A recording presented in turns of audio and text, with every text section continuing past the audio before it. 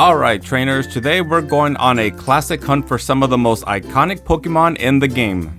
I'm talking about none other than the original Kanto starters Bulbasaur, Charmander, and Squirtle. But here's the real question. Which one of these is the hardest shiny to spot? You might think one stands out, but things can get tricky, trust me. Let's jump in and see how difficult these shinies are to catch. From subtle changes to vibrant transformations, we're going to rank them from you'll miss it for sure to you can't unsee it. So grab your Pokeballs and let's get shiny hunting. Alright, first up we've got Bulbasaur, our adorable grass and poison type. Now, Bulbasaur's shiny is a bit on the subtle side, but it's still noticeable if you know what you're looking for. Instead of its usual bluish green body, shiny Bulbasaur has this soft, lighter greenish tint. But let's be honest, if you're rushing through, not paying attention, you might miss it.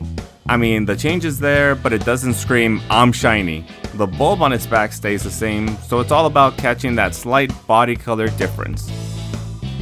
And there we go, we have a shiny Bulbasaur by itself ready to be caught. Had there been more Bulbasaur around it, it may have been a little bit more difficult, but with that being said, it's definitely not the hardest one of the three, but it's still a challenge. If you blink, you might just let it slip by. Next up, we have the fire starter himself, Charmander. Now, shiny hunters know that Charmander's shiny form is a fan favorite, and it's for good reason. Charmander's shiny is actually quite noticeable. The bright orange turns into a more yellowish gold color. It's like Charmander's been basking in the sun for a bit too long. Plus, its evolution line with Charizard turning black, absolute perfection. But let's not get ahead of ourselves. Spotting shiny Charmander, not too hard. The difference is pretty obvious. It's definitely more noticeable than Bulbasaur. So if you're on the hunt, you won't be missing this little guy, but does that make it easier? Absolutely.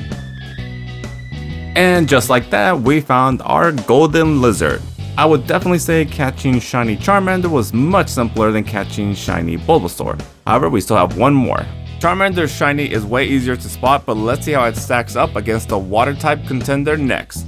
And finally, we have the water type Squirtle. Now, shiny Squirtle is a bit of a mixed bag. You see, Squirtle's shiny is a pretty cool one, with the real difference being its shell, being more on the green side.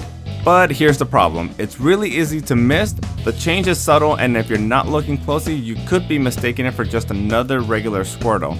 It's all about that green shell, so if it's looking towards you, you might miss it. If it's looking away from you, there's no way you cannot spot it. So this one can be a little bit sneaky.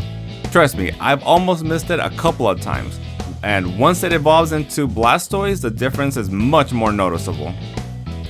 We did it, people, we found our shiny Squirtle. And like I said, once you notice that green shell, you cannot miss it. Alright, let's break it down. If I had to rank these three in terms of shiny difficulties to spot, I'd say Charmander is the easiest by far. That golden color just pops. Bulbasaur definitely comes in second. The green shift is a subtle but noticeable if you're paying attention. And finally, the crown goes to Squirtle. Without looking at that shell, you would never know you were looking at a shiny Squirtle. It's definitely the hardest of the three to spot. So, which shiny starter is your favorite? Did you have trouble spotting any of these when you were hunting? Let me know in the comments below, and as always, if you enjoyed the video, don't forget to like, subscribe, and hit the notification bell for more shiny hunting adventures. Until next time, happy hunting!